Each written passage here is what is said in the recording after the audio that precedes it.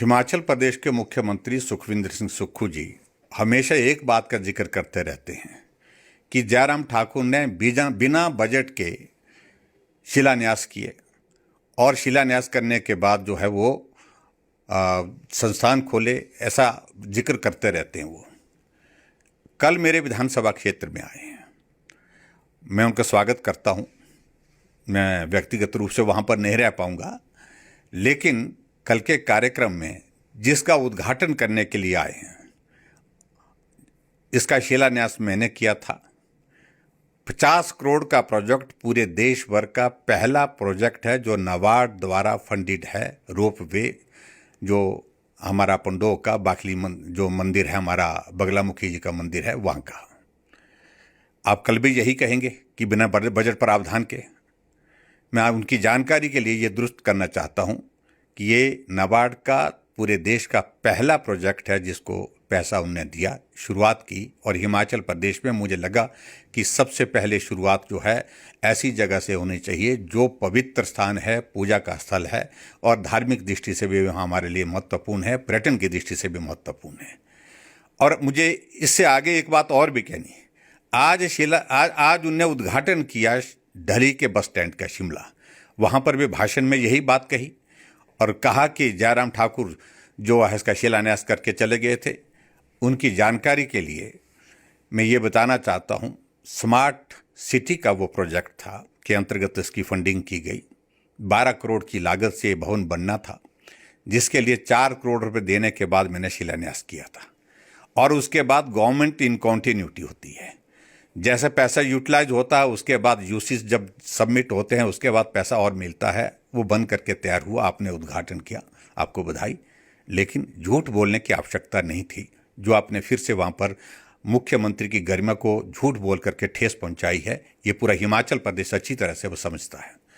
आपका ढली का टनल 50 करोड़ की लागत स्मार्ट सिटी प्रोजेक्ट के अंतर्गत हमने उसकी शुरुआत की थी। हमारे टाइम में लगभग बन करके तैयार हुई थी, लेकिन उद्घाटन के योग्य नहीं थी। आपके सरकार बनने के बाद आपने उसका उद्घाटन, तब भी आपने यही बोला कि हमने बनाई। आपकी जानकारी के लिए, अंग्रेजों के ज़माने के बाद शिमला के अंदर पहली टनल की शुरुआत की और उसको हमने पूरा कर दिया अपने कार्यकाल में, बजट का प्रावधान करने के साथ साथ में।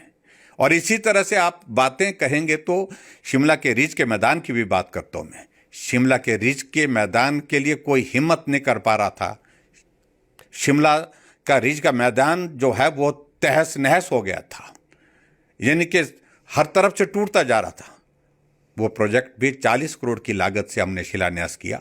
और शिलान्यास करने के बाद कुछ दिनों के बाद उसका आप उद्घाटन करेंगे, तब भी आप यही कहेंगे। यह आपकी एक आदत बन गई है।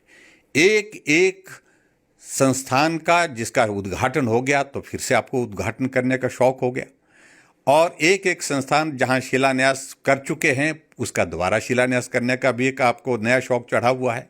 मैं इतना ही कहना चाह रहा हूं कि मुख्यमंत्री की एक गरिमा होती है और उस गरिमा को मेहरबानी करके आप बना के रखें।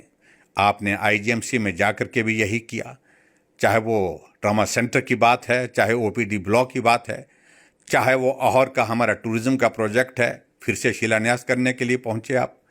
और खुद तो आप इस बात को भी सोचिए कि हमने तो ओकओवर में भी कुछ छोटी छोटी चीज़ें की थी, एडिशन की थी।